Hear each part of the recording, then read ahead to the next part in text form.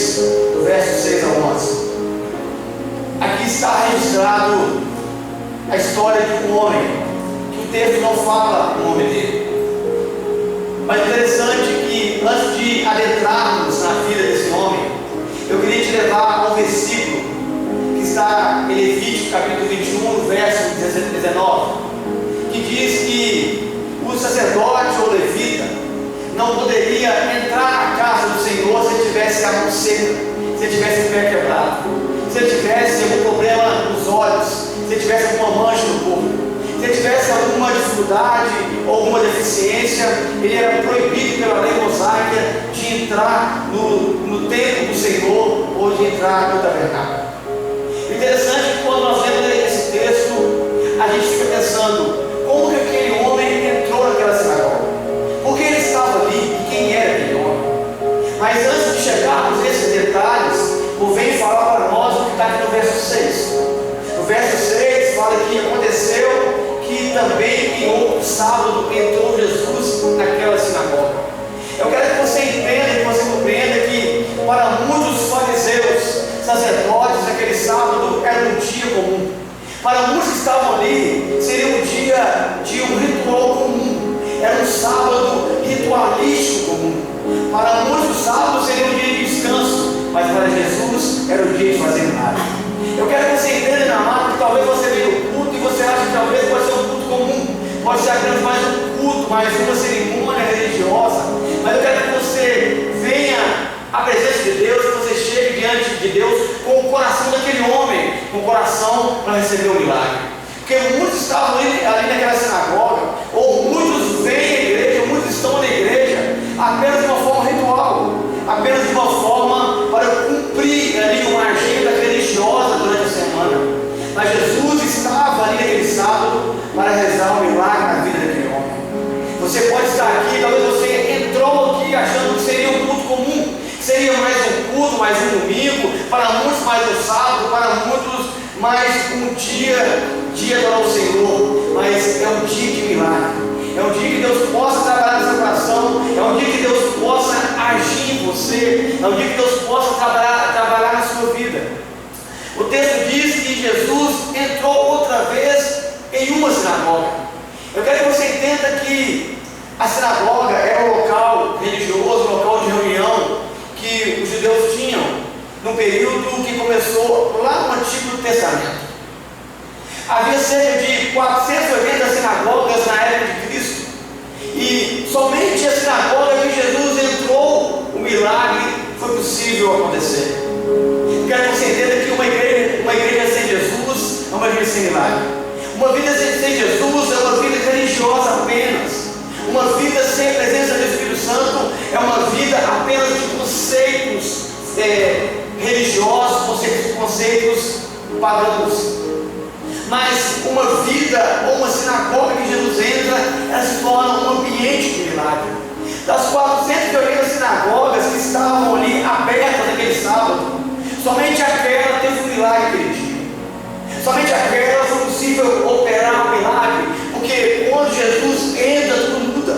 Quando Jesus entra, a história é transformada. O ambiente que Jesus está, ele é modificado. O ambiente que Jesus chega, ele é transformado. Eu quero que você entenda nessa noite que uma sinagoga, uma igreja sem Jesus, era apenas um local religioso de reunião fria. Mas uma igreja, um local onde Jesus habita, é um local de transformação de vida. É um local onde Deus possa trabalhar. É um local onde Deus consegue mudar a vida das pessoas. E Jesus diz no texto que ele entra naquele local chamado a sinagoga do milagre. Imagina você em 480 sinagogas, você ir na sinagoga que Jesus iria pregar naquele sábado.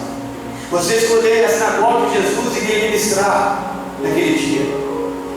É lógico que Jesus sabia que aquele homem iria vir. Aquele homem tinha algo especial naquela sinagoga, algo especial naquela sociedade e naquele povo. Jesus te encontra com aquele homem. E muitas vezes a gente sai de casa com aquele homem, achando que vamos participar de uma reunião comum, mas Deus já tem ponto marcado com a gente. Deus já tem algo preparado para os nossos corações. Deus já tem algo preparado para a nossa vida. E é esse conceito que você tem que entender quando você vem na igreja, que o milagre acontece no lugar que Jesus está presente. O milagre vai chegar na sua casa se Jesus estiver presente lá. O milagre vai acontecer nessa igreja se Jesus estiver presente aqui. O milagre vai acontecer no seu trabalho se Jesus tiver um ambiente lá para ele. O ambiente que nós preparamos para Jesus é um ambiente propício para que ele possa realizar o milagre. Mas antes da bênção, é importante a gente ouvir o que Jesus tem a dizer. Diz o texto aqui no verso 6: e aconteceu também no outro sábado, entrou Jesus na sinagoga e ele estava ensinando. O ensino da palavra, ele prepara o nosso coração para o milagre. A palavra de Deus é como se fosse uma ferramenta que Deus trabalha no nosso coração para que a terra seja preparada para que a semente do milagre possa ser produtiva. Não tem milagre sem a palavra de Deus. Não tem transformação de vida sem a palavra de Deus. Não tem mudança de vida sem a palavra do Senhor. Só foi possível ali encontrar o milagre porque a palavra primeiro começou a penetrar no coração daquelas pessoas e daquele homem que estava lá no fundo. Mas Jesus estava ali ensinando, preparando o coração daqueles homens para que a graça chegasse, não apenas aquele homem da mão seca, mas que alcançasse aqueles 70 homens que estavam naquela sinagoga. Mas somente um ali saiu dali transformado e modificado. Somente um saiu dali com a vida totalmente mudada, porque a palavra que foi pregada ali no culto por Jesus, ela começou a surtir efeito no coração daquele homem. Aquele homem saiu de casa aquele dia, não para receber um milagre, mas para ouvir a palavra. Você não vê nenhuma promessa de Jesus passando na casa dele, dizendo: oi, vai lá no culto hoje, vai na sinagoga, porque hoje sua mão vai ser curada. Não. Você não vê ninguém chamando aquele homem, dizendo: vai lá hoje na sinagoga, porque hoje é dia que o rabino, o Rabone, o mestre Jesus, ele vai pregar lá. Aquele homem foi porque ele tinha uma sede, ele tinha um desejo de ouvir a palavra, de se alimentar com a palavra, da palavra de Deus entrar no coração dele, porque a palavra de Deus ela confronta os religiosos, a palavra de Deus ela confronta os fariseus, e ela dá graça e traz milagre aos humildes e necessitados. Os humildes e necessitados são aqueles que se apossam da graça de Deus. Os mais humildes e os mais simples são aqueles que se apoderam do reino. E Jesus estava ali ensinando, diz o texto assim: estava ali um homem sem nome, sem reputação, esquecido por todos, desqualificado pela sua deficiência, esquecido pelas obrigações que ele teve. Como eu disse, ele não saiu de casa pelo milagre, ele saiu pelo ouvir a palavra, para ouvir a palavra. E o desejo seu de estar aqui não tem que ser primeiro para ser abençoado com coisas externas, para receber uma bênção, mas para que a maior bênção da salvação, da palavra de Deus, possa entrar dentro de você. O desejo de quando saímos de casa para estarmos na igreja é de louvar o Senhor, é de ouvir a sua palavra, é de sentirmos a sua presença, e as demais coisas Deus há de prover para as nossas vidas. Aquele homem então ele saiu ali, e o que nos chamou a atenção foi que a sua deficiência não impediu de estar na casa de Deus. Aquele homem não tinha desculpa para ele. Ele tinha a mão seca, a mão ressequida, a mão atrofiada, e ele coloca uma túnica grande, pega a sua mão, coloca por dentro da sua túnica, e ele foi da sinagoga. Não havia desculpa para eles. Eu fiquei pensando quantos de nós inventamos desculpas para não estarmos diante da presença de Deus. Quantos de nós colocamos tantos obstáculos para não ouvir a voz de Deus? Quantos de nós colocamos barreiras para não ouvir a palavra de Deus? Quantos de nós, ao invés de ouvirmos a palavra de Deus, nós queremos ouvir a voz do mundo? Aquele homem, não havia desculpa, não havia barreiras para ele. Ele tinha uma sede de coração de querer ouvir a presença de Deus. Então, na hora que você sai da sua casa com o desejo ardente no coração de querer conhecer mais o Senhor, que você abrir a Bíblia e tenha uma sede insaciável de saber mais sobre essa palavra que é infinitamente rica para as nossas vidas. Aquele homem, ele estava ali e a sua deficiência era insignificante diante da sede que ele tinha de conhecer mais sobre o Pai. E qual é o tamanho de sua sede? Qual é o tamanho do seu desejo de conhecer o Senhor? Qual é a sua vontade de conhecer a Deus? Qual é o tamanho da graça que está no seu coração de querer conhecer mais sobre Deus? Qual é a sua motivação para estar aqui?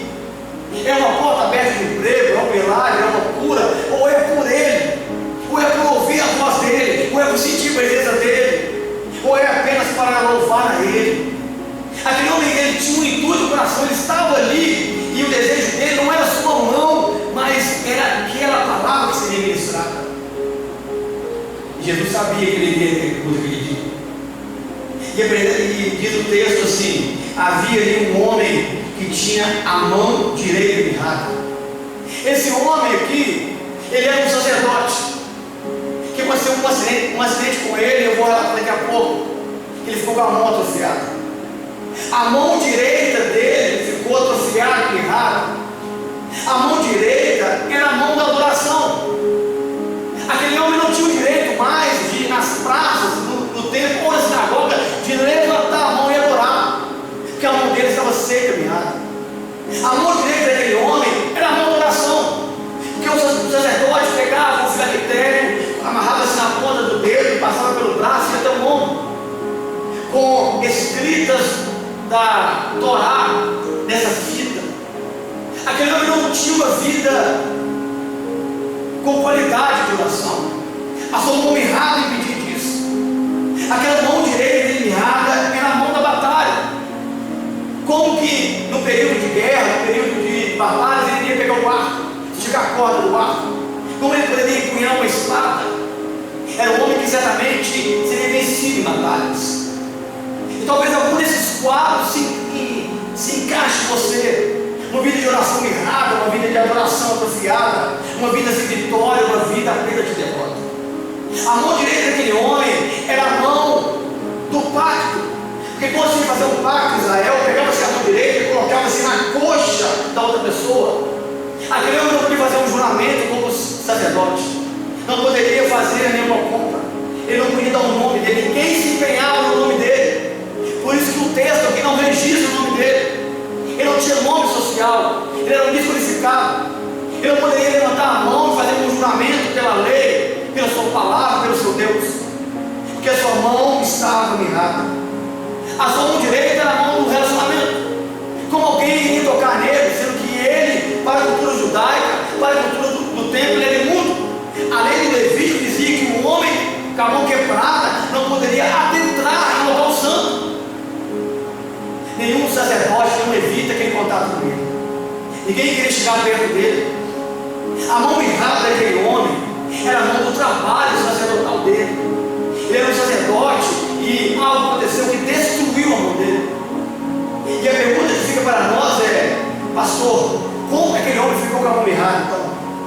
E por que, pastor? Porque ele estava numa sinagoga. Se a sinagoga ali era um local sagrado para os judeus. Antes de entendermos isso aqui, temos que voltar um pouquinho na história. Cerca de 600 anos antes, um homem chamado Salomão está em 1 Reis, capítulo 6, ele constrói o templo de Salomão. Um templo todo revestido de ouro, fala a Bíblia Sagrada. A Bíblia fala que o teto daquele templo, as paredes e o piso interno era de ouro. A Bíblia diz que o passeio ao redor externo do templo era todo de ouro. Os alicerces, as pedras fundamentais daquele templo eram pedras preciosas. Um templo fantástico. Um templo que Salomão fez com toda a riqueza que seu pai Davi veio juntar. E aquele templo ele foi construído. Por causa do pecado do povo, porque o povo não guardou o ano sabático, escute, presta atenção para você entender a história. Porque o povo não guardou o ano sabático, 500 anos de violação do ano de jubileu. 50º ano, um ano sabático. Deus então permitiu que a Babilônia invadisse Judá e levasse o povo cativo como escravo, para que a terra descansasse 70 anos, para pagar os anos roubados da terra. E o povo então vai para a Babilônia e fica ali escravo. Depois de 50 anos de escravo,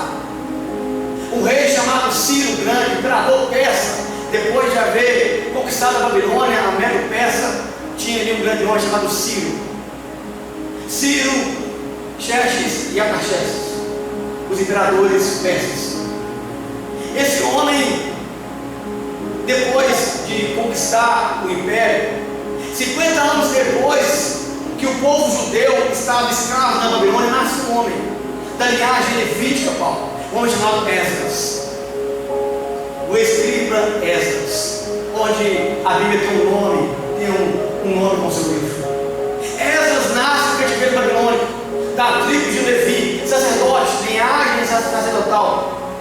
Ele começou a estudar a palavra de Deus, começou a estudar a lei do Senhor, começou a estudar a Torá, e começou a sentir o coração de Esdras, um desejo grande de buscar Deus.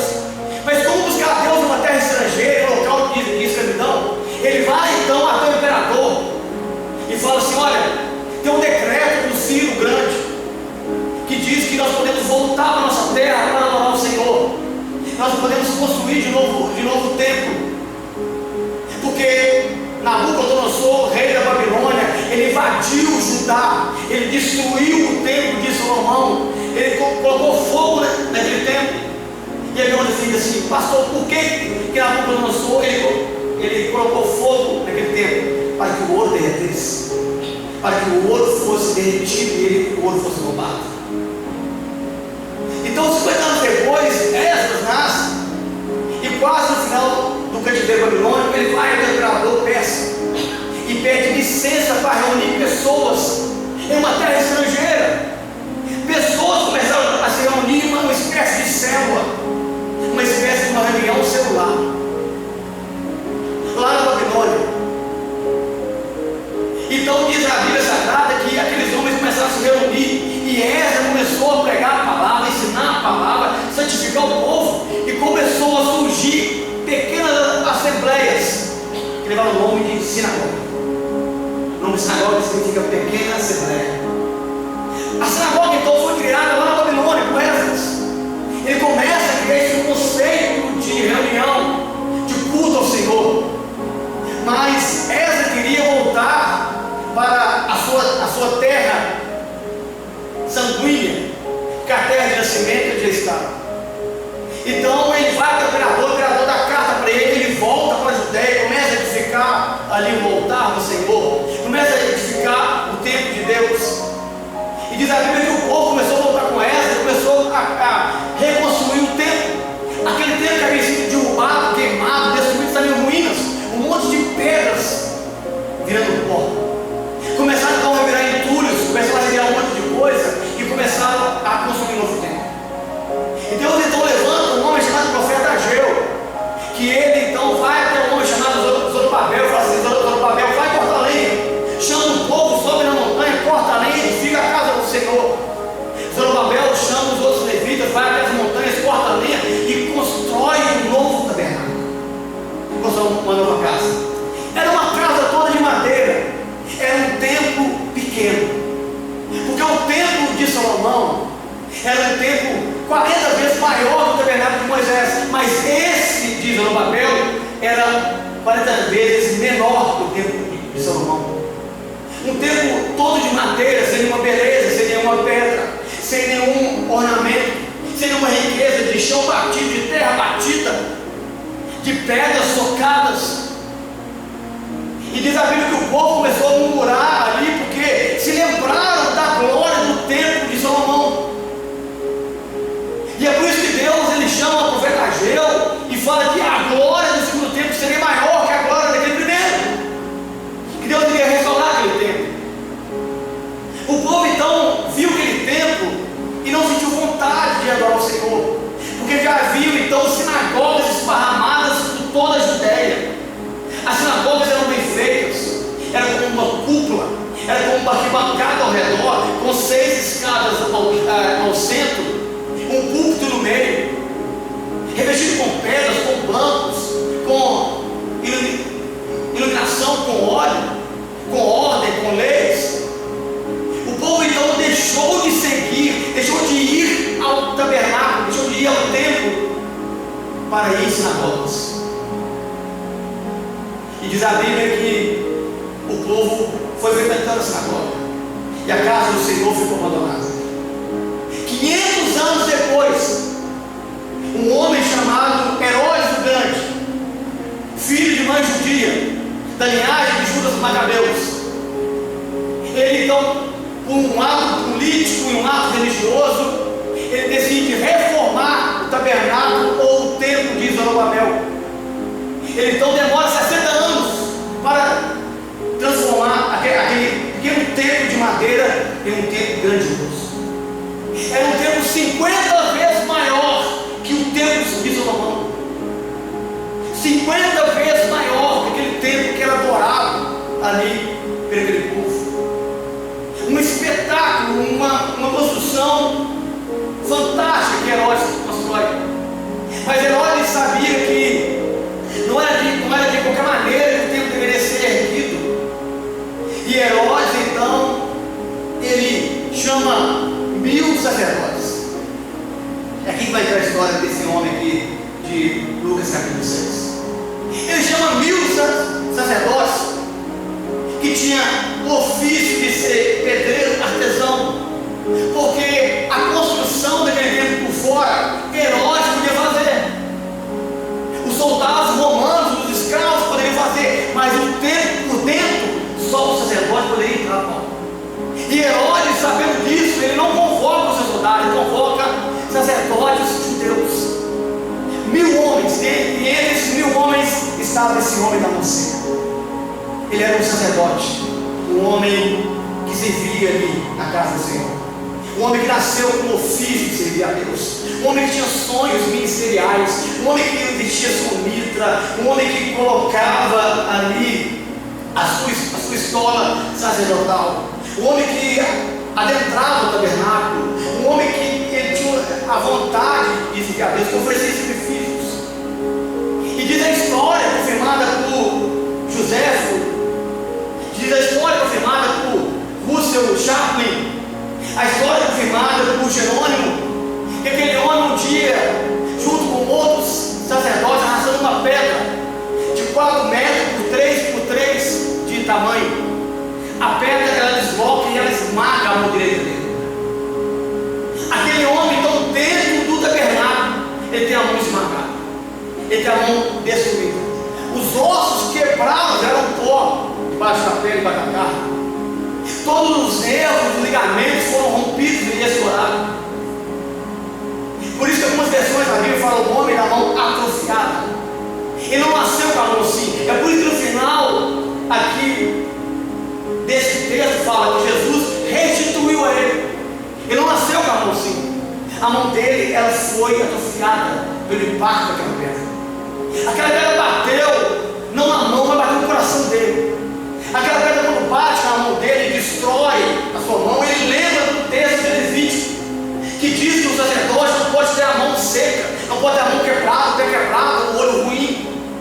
Ele lembra do seu mistério, ele lembra da sua vida, do seu coração, da sua vontade de adorar a Deus.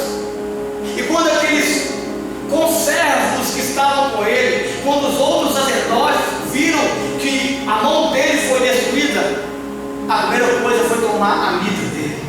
A primeira coisa foi tomar a estola sacerdotal dele. A primeira coisa foi tirar dele o que ele mais amava, que era o desejo de estar na casa de Deus. Agora você consegue entender porque ele estava naquela sinagoga sem ninguém chamar, sem ninguém convidar. Ele amava aquele local. Mas esse impacto, a mão dele foi destruída, quebrada. O tronco nervoso da mão dele ele foi encolhendo e ele ficou com a mão mirrada, a mão toda encolhida.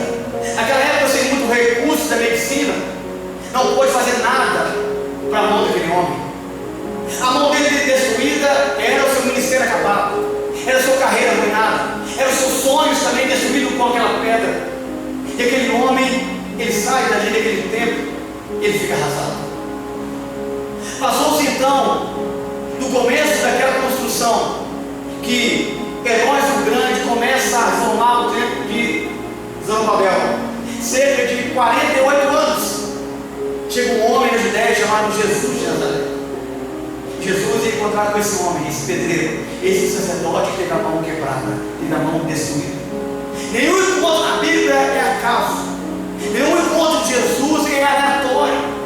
Sempre tem uma história por trás, tem um porquê por trás. Sempre tem um propósito correto de Deus, um ensinamento para a gente. Aquele homem sai dali, e quando o tempo ele é terminado, é levantado uma ordem. Se você ler o livro de Marcos, que fala a mesma história do homem da mão mirrada, vai falar que estavam nas sinagogas um homem chamado Herodianos.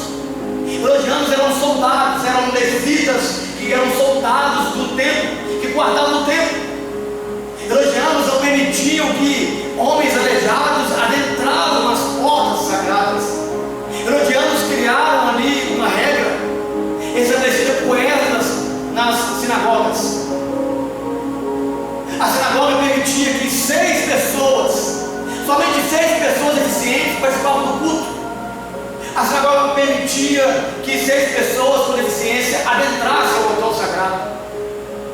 A lei levítica proibia que alguém com deficiência entrasse ao templo, mas a sinagoga era permitida.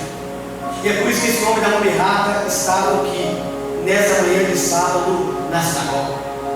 Mas não era de qualquer maneira que ele poderia estar ali.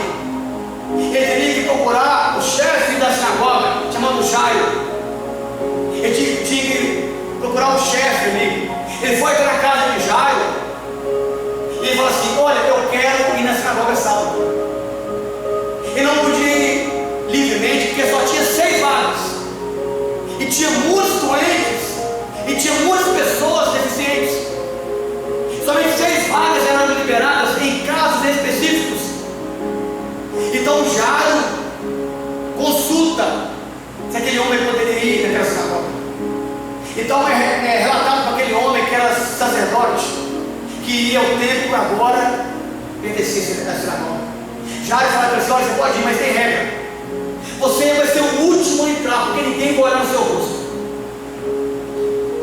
Ninguém pode tocar em você, você não pode tocar em ninguém. Você tem que se sentar no final da última fila no chão, porque não tem banco planejado na sinagoga. Você deve ficar escondido lá atrás. Ninguém pode te ver. Você não pode ficar de pé. E você não pode ir ao centro perguntar nada ao rabino. Porque quando nós estamos na sinagoga, quando queremos perguntar alguma coisa ao rabino, nós levantamos a mão e vamos até o centro ali e perguntamos ao rabino. Você não pode fazer isso, você é aleijado. Você tem que estar no fundo, escondido, sentado no pó da sinagoga. Enquanto na frente se assentam os escribas, enquanto na frente vão se sentar os fariseus, enquanto na frente vão se sentar os líderes políticos e religiosos, e você vai ficar atrás do banco no chão. Você não pode falar, você não pode ficar de pé, você não pode ir ao centro, não pode levantar a mão. Está entendido? Estou. Você vai ser o último a entrar e o primeiro a sair, porque ninguém vai olhar seu rosto. Quando terminar a bênção apostólica do rabino, você deve se levantar às pressas, colocar o véu sobre o seu rosto e sair correndo das portas e ir embora, e não olhar para trás. E aquele homem pensou: sabe o que? Eu quero ir ouvir a palavra de Deus. Nada impedia aquele homem que está naquele tempo aquele dia. E foi nessa condição que ele vai. É nessa condição que ele chega à sinagoga. Olha o que fala aqui no verso 7. E os escribas e os fariseus observavam-no se curaria no sábado, para achar o que acusar Jesus. A gente começa a ver aqui, irmãos, que tinha ali os religiosos, bloqueadores de bênção. Estava naquele ambiente ali pessoas que queriam impedir do milagre acontecer na vida daquele homem. Tinha muitas pessoas ali sãs fisicamente, tinha muitas pessoas ali belas externamente, mas podres no seu interior. Tinha ali os bloqueadores do sucesso do outro. E quantas pessoas tentam impedir, irmão, a nossa vitória, a nossa bênção? Quantas pessoas tentam impedir, irmão, a nossa cura? Quantas pessoas tentam impedir o nosso avanço, nosso crescimento? Estavam ali, diz o verso 7, e os escribas e os fariseus observavam para ver se curariam no sábado. Mas ninguém pode pedir Jesus, irmãos, de abençoar a nossa vida. Não Não há ninguém capaz de reter a fala de Jesus ou as mãos do Senhor para que possa abençoar a nossa vida. Não há ninguém capaz de dizer não para Deus. Não há ninguém capaz de aconselhar o Senhor e dizer não faça isso, não cura essa pessoa. O próprio Deus fala isso em Isaías 43. E não há ninguém que possa livrar alguém das minhas mãos. Operando eu, quem impedirá? Se Jesus quiser operar na sua vida, se Jesus tiver um propósito com você, não existe ninguém que possa impedir Jesus. Eles podem olhar para Jesus, pode cercar Jesus, pode fundar Jesus, mas nada vai intimidar Jesus de mudar sua vida. Nada vai intimidar Jesus de transformar sua história. Eles estavam ali querendo intimidar Jesus, encarando Jesus, olhando Jesus, mas Jesus queria abençoar alguém, queria mudar a história daquele homem, queria transformar a vida daquele homem. E às vezes dentro da igreja, irmão, tem tantas pessoas que querem intimidar Jesus, que querem intimidar a Deus para não abençoar o outro irmão, para não derramar graça na vida do outro. Temos bloqueadores de bênçãos religiosos, temos que bloquear a bênção na vida dos outros. Está entendendo, querido? Ou eu quero que eu volte lá de novo? Eles estavam ali tentando impedir aquele homem de ser abençoado, tramando, arquitetando com artimanhas no coração. Aí ele fala assim no verso 8: mas ele bem conhecia os seus pensamentos. Aqueles homens estavam armando ciladas para que aquele homem não fosse abençoado, para que Jesus fosse acusado. Mas quando Jesus tem um propósito em nossa vida, irmãos, não existe ferramenta, não existe nenhum tipo de arma que vai impedir Deus de abençoar a nossa vida. Não existe uma cilada que nós possamos cair que pode parar o poder de Deus. Mas não existe nada que vai ser forjado que possa impedir Deus de operar em nossa vida. Estavam ali pessoas tramando com Jesus, e Jesus sabia o coração deles, mas também sabia o coração daquele homem. Estavam lá na frente, ali ao redor de Jesus, Jesus no centro, no púlpito, pregando. Ao redor de Jesus, pessoas preocupadas em punir as outras, mas lá no fundo tinha alguém necessitado. Lá no fundo tinha alguém com vontade de ouvir a palavra. Lá no fundo tinha alguém com vontade de querer conhecer mais de Deus.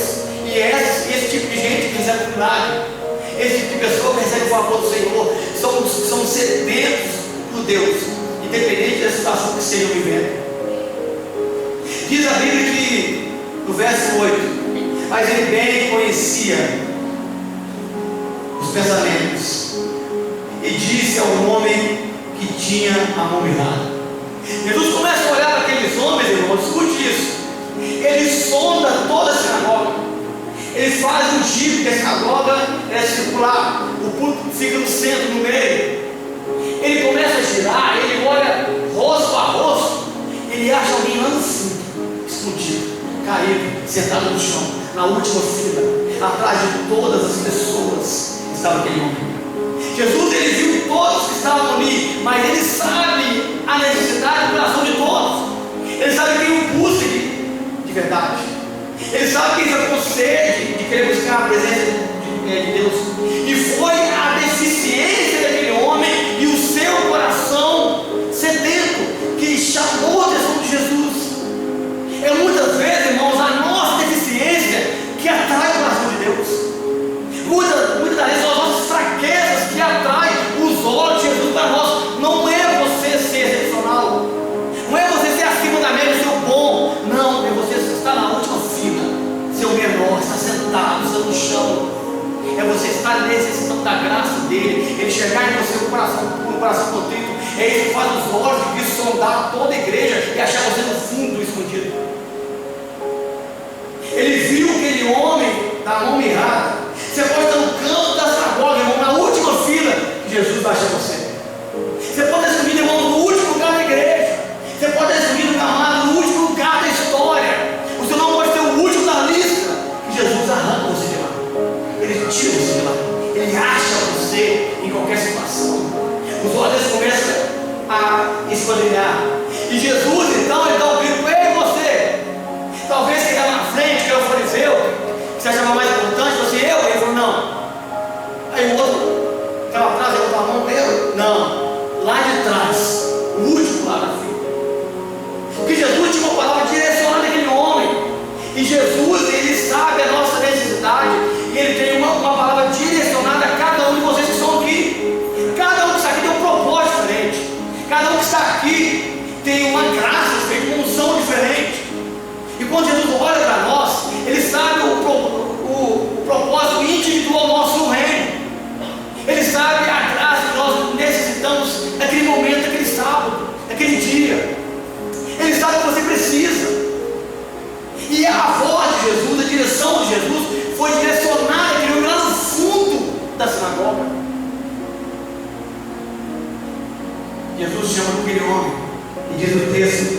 fala assim para ele: mas ele bem conhecia os pensamentos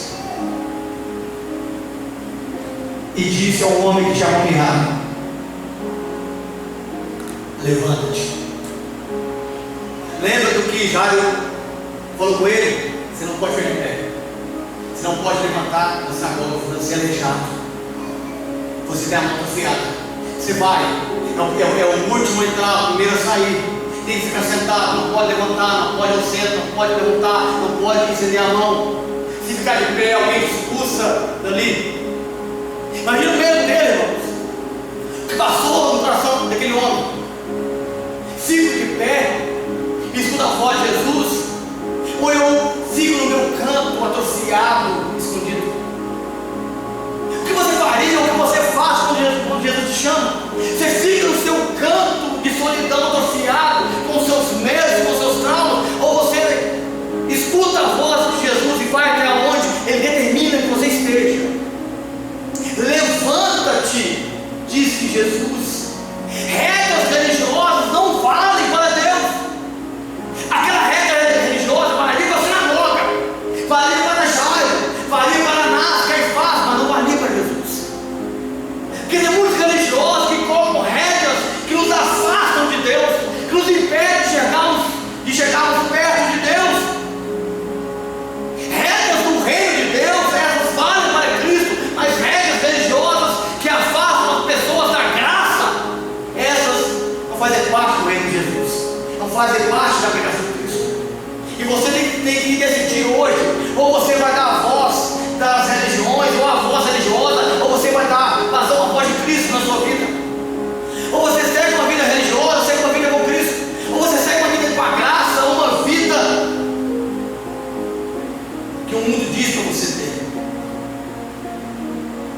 Então a Bíblia diz que aquele homem estava no canto e ele recebeu a ordem: levanta-te. Levantar, irmãos, é romper os traumas. Levantar é quebrar os medos. Levantar é sair da posição de mendigo ali, sair da posição de coitado. Levantar é dar um passo para a vitória. Ele recebe a ordem, escute, ele recebe a ordem para levantar sem ter nenhuma promessa de cura. Ele recebe a ordem para levantar e ir à frente sem receber nenhuma promessa, Paulo. Jesus falou assim: levanta, chega aí, você no fundo aí, o último aí, ó, sentado no chão, estou te vendo, levanta aí. E ele levantou. Ele não tinha nenhuma promessa, ele só tinha a voz, o comando de Cristo. E muitas vezes nós queremos seguir só se Jesus der uma promessa antes, só se der uma palavra de conforto antes. Aí só motiva o coração se tiver uma palavra de bênção, mas ele não teve essa palavra. Ele teve apenas uma ordem, e às vezes o milagre acontecer, a ordem vem primeiro da graça. Às vezes, para o milagre acontecer, a ordem em obedecer a Deus vem primeiro. Se ele tivesse ficado ali no chão sentado, ele iria morrer com a mão atrofiada, ele iria morrer aleijado, nunca mais iria entrar naquele templo. Mas ele decidiu romper o medo e quebrar os traumas. Levantar do lugar é não dar ouvido à voz dos hipócritas, mas ouvir a voz de Cristo. E muitas vezes nós escutamos a voz do mundo dizendo: ei, fique no chão, fique sentado, você é aleijado. Fique no chão, fique caído, você não pode ir. Fique no chão, você não é capaz. Fique no chão, você é pequeno. Fique no chão, você é feio. Fique no chão, você não consegue. E a gente deixa de ouvir as promessas da voz de Jesus, dizendo: levanta, levanta. A gente olha ao redor, está cheio de fariseu ao nosso lado, está cheio de herodianos do nosso lado, está cheio de escribas nos cercando. E você tem que definir: ou você segue regras religiosas, ou você segue a voz de Deus, ou você segue a voz do homem, ou você segue a voz dos céus, ou você segue a voz da palavra de Deus, ou você segue a voz do mundo, ou você decide caminhar no caminho da luz, ou você caminha no caminho das trevas. Ou você é crente de fato de verdade, ou você é cristão verdadeiro, ou você vive uma vida religiosa, hipócrita, farisaica, apenas de sinagoga. Porque fariseus ficam em sinagoga, não vão ao templo. Quem vai ao templo é sacerdote. Sacerdote vai ao templo, fariseu não vai. Fariseu vive em sinagoga, lugar religioso, mas sacerdote vive no templo. lugar onde está a arca, lugar onde tem intimidade, lugar onde a memorada está lá, onde está o candelabro, onde estão os pães, onde está o altar do sacrifício. Sinagoga não tem isso. Mas a gente é confortável na sinagoga, porque a sinagoga ela é confortável aos nossos olhos. Ela é bonita, ela é confortável. Aquele homem, ele decide não se levantar, porque quem mandou ele levantar foi Jesus.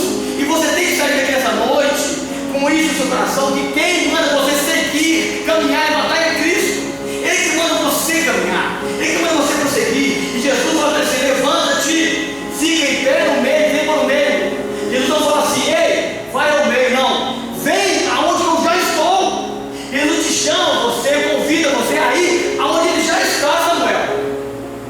Jesus não manda você ir onde ele não está, Paulo. Jesus te convida aí aonde Ele está presente. Ei, sai do fundo, levanta e vem ao meio. Vem perto de mim, vem ficar perto de mim, vem se relacionar comigo, vem estar do teu lado. Sai da posição aí no chão, suba os 6 degraus aqui, fica um pouco comigo. Esse é o convite de Cristo.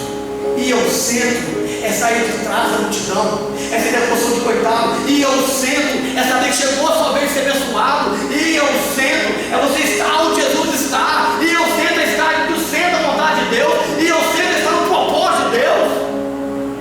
Vem ao centro é você ir para ser restaurado. A restauração ainda não aconteceu na vida dele. Ele teve que levantar e caminhar, quebrar a segunda regra dos religiosos, quebrar a segunda regra daquela sinagoga. Não poderia ir na frente, disse Jairo. Mas Jesus falou assim: ei, levanta e vem aqui. A cabeça dele levou de Jairo, falou: melhor, você não pode ir na frente. Você não pode levantar, você não pode ficar perto de ninguém, não pode perguntar ao mestre, ao rabino, não pode chegar perto de ninguém. Mas Jesus pediu tudo o contrário dele. Porque às vezes o mundo pede uma coisa para você e Jesus te pede o contrário. Às vezes o mundo te oferta uma coisa e Jesus te pede outra. Às vezes o mundo te dá uma coisa e Jesus te dá uma graça diferente. A graça de Cristo era oposta da lei do mundo. Ei, levanta-te e vem ao centro. Quando Jesus te chama para o milagre, Ele chama para o centro das vontades de Deus. O milagre é condicionado a Ele levantar e caminhar até lá. Ele tem que chegar perto de Jesus. O milagre está perto de Cristo, irmãos. Quer dizer, o milagre fica perto. Pastor, mas Jesus curou também. Você está perto, curou sim. Mas tem milagres que tem que estar perto. Tem restauração que tem que ser de perto. Vem ao centro. Diz o texto assim: e levantando-se ele ficou de pé. Irmãos, aquele homem, ele sabia o princípio da obediência. Como sacerdote, ele sabia que isso é fundamental para seguir a Deus. E quando Jesus dá aquela palavra de ordem, porque a palavra de Cristo não é como de um profeta. Porque o profeta fala assim: ei, assim diz o Senhor, Ele vos diz. Mas quando Jesus pregava, ele falava assim: verdade, eu vos digo, porque era o próprio Deus falando. Não tinha intermediário entre Jesus e o homem. Era o próprio Deus na terra, encarnado, como humano, falando com cada um de nós. Quando Jesus fala com aquele homem, ele levanta e vem para o centro. Uma autoridade de Deus sai de Cristo e vai até aquele homem. E aquele homem, ele vem confiante naquela palavra. A obediência é a chave para a conclusão da promessa. Talvez você tenha promessa, você já ficou de pé, mas tem que obedecer. Aquele homem ficou de pé, ele foi caminhando, irmãos, obedecendo a voz de Jesus, sem nenhuma promessa antes. Ele foi ali com o convite de Cristo, encorajando o seu coração. Porque a palavra de Deus ela deve encorajar a nossa vida. A palavra de Cristo ela deve encorajar a nossa alma. Quando você escuta essa palavra, você prega essa palavra, quando você ouve essa palavra, ela deve encorajar você em marchar em direção ao seu desafio, em marchar em direção aos seus medos. Porque caminhar para o centro era o grande medo daquele homem. Somente o sacerdote, somente os fariseus poderiam pegar o rolo da Torá no centro ali, da sinagoga e ler. E como ele com a mão mirrada, ele fazer isso. Como ele com a mão atrofiada, ele fazer isso. Ele era um levita, sabia dessa condição. E diz a Bíblia, no verso 9: então Jesus lhe disse, ele foi até lá. Porque Jesus, quando Ele te chama, meu amado, não é para te envergonhar, não, é para te honrar. Quando Ele te chama no meio das pessoas, quando Jesus te chama lá ao centro, não é para humilhar você, não. Ele não faz como o fariseu faz, não. Ele não faz como o religioso faz, não. Ele te chama para te restaurar. Ele te chama para te honrar. Ele te chama para te colocar de pé. Ele te chama para restaurar a sua história. Ele chama aquele homem para o centro. E diz assim no verso 9, capítulo 6 de Lucas. Então Jesus lhe disse: uma coisa vos hei de perguntar.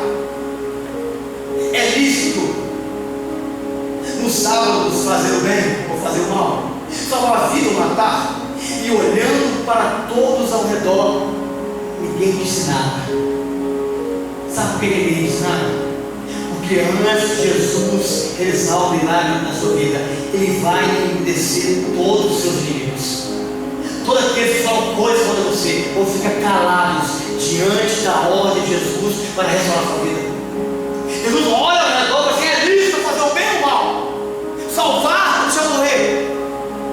O que é lícito para vocês? E todos ficaram calados. Jesus olhou para todos ali. Porque os inimigos apontam o dedo em nossa cara. Inimigos apontam para nós a nossa mão seca. Gostam de apontar os nossos erros e pecados. E o milagre acontece e Deus ele tem que calar, enmudecer os inimigos. Colocar as bocas fechadas, porque inimigos ficam calados diante do Senhor. Aquelas pessoas que acusam a gente, meu amado, diante da promessa de Deus, ficam mudas.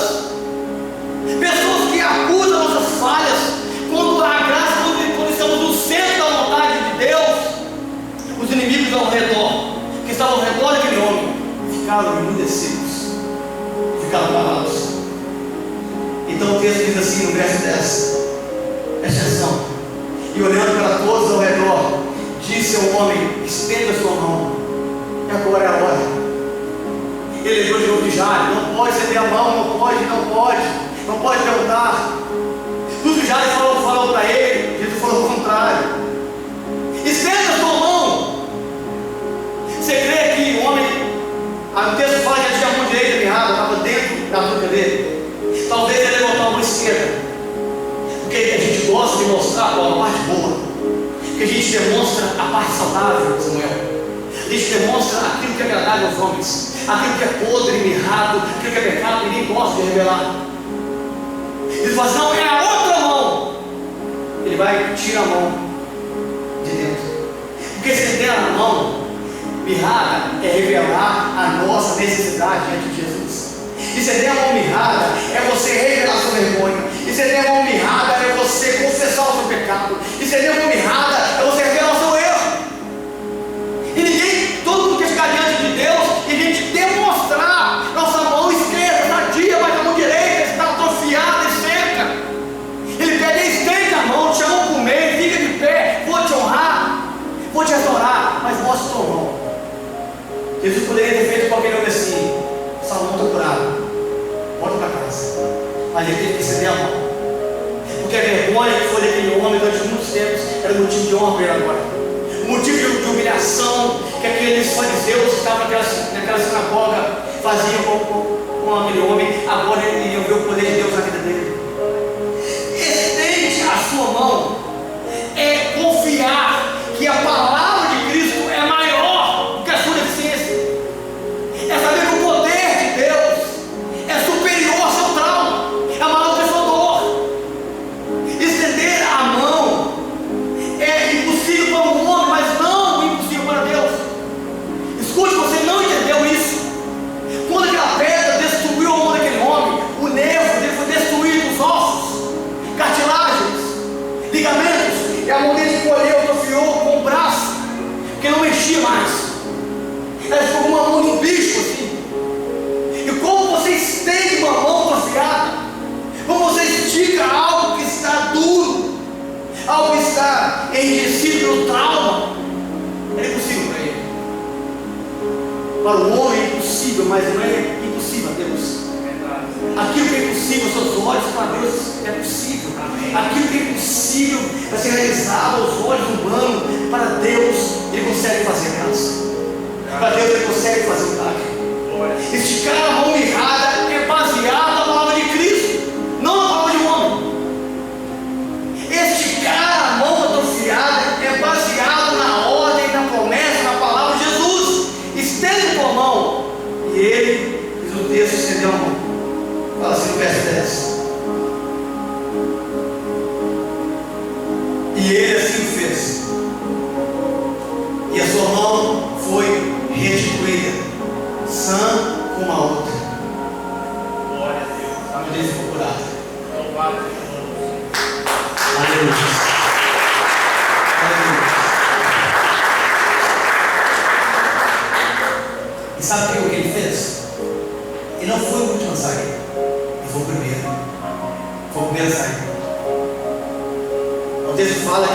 ficaram ali, remoendo, rodeando, o que fazer com Jesus aquele homem. A ordem de Jairo dizendo: você vai ser o último a entrar, o primeiro a sair, para ninguém te ver. Não, ele entrou no meio de todo mundo e foi o primeiro a sair. Ele sai dali, sabe para onde ele vai? Lá no templo de Herodes, pedir a mitra dele de volta, pedir o sacerdócio dele de volta, pedir os homens dele de volta, porque é isso que a Bíblia fala. E a sua mão lhe foi restituída, porque é isso que é o propósito de Deus, restituição. É devolver aquilo que foi roubado, é levantar de novo os ministérios, é restaurar as famílias, é colocar de novo as pessoas dentro do propósito de Deus. Ele sai dali e ele vai ao templo agora com sua mão restituída, a sua mão é seu filho, seu ministério. Talvez você entrou aqui com o ministério acabado, destruído, abandonado, com seu casamento no pó, com a sua vida arruinada, a sua saúde, e Deus quer restituir. Deus quer sarar. Mas o texto diz mais para nós, para terminarmos aqui. Aquele homem sim chegou debilitado e saiu restaurado. Ele chegou doente, ele chegou enfermo, ele chegou com a mão atrofiada e saiu restituído. E a Bíblia fala assim no verso 11: e ficaram cheios de furor com uns aos outros, conferenciando-se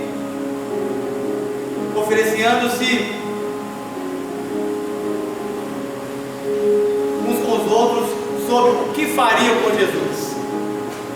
Olha aí o verso 11, confira aí. E ficaram cheios de furor uns com os outros, ofereciam-se sobre o que fariam com Jesus. Eu quero te dar um conselho aqui nessa noite, para você esquecer os ingratos, os hipócritas, e seguir o propósito de Deus na sua vida. Porque o ódio daqueles homens não os deixou enxergar a graça de Cristo que ele tinha. O ódio daqueles homens não deixou que eles enxergassem o milagre ali. Eles estavam mais focados no ódio em matar, prejudicar Jesus, aquele homem, do que louvar a Deus pelo milagre. O que você tem que fazer é igual fez aquele homem da mão mirrada: sair e se afastar desse tipo de pessoas. Obrigado. Aquele homem sai dali, ele deixou e voltou para o seu lugar de origem. Ele se afastou, ficou perto daquelas pessoas que não comemoraram a sua vitória. Porque tem pessoas, meu amado, que não vai comemorar a sua vitória. Tem pessoas que não vai comemorar a graça de Deus na sua vida. O que eu faço, pastor? Sai de perto delas. Faz igual aquele homem da oncinha, sai de perto, mas olhe para elas. Sai de perto, sai do convívio daqueles ali. Eles ficavam ali e, em vez de louvarem a Deus, o ódio do coração deles não permitiu que eles entendessem o favor de Deus. Você sai daqui com o favor de Deus, entendendo a graça de Deus na sua vida, mas também na vida do outro. Não fique no meio de pessoas que têm ódio, não. Não fique no convívio com pessoas que não se sintam felizes quando a outra é abençoada, não. Ele saiu dali e ele voltou ao templo. Tem coisas lá fora esperando você. Tem coisas boas, tem coisas que você deixou lá fora. Escute essa palavra. Tem coisas que você perdeu lá fora. E quando você encontra Jesus, quando você está no centro com Jesus, é restaurado lá fora. Quando aquele homem foi para o centro com Jesus, o templo para ele foi restaurado lá fora.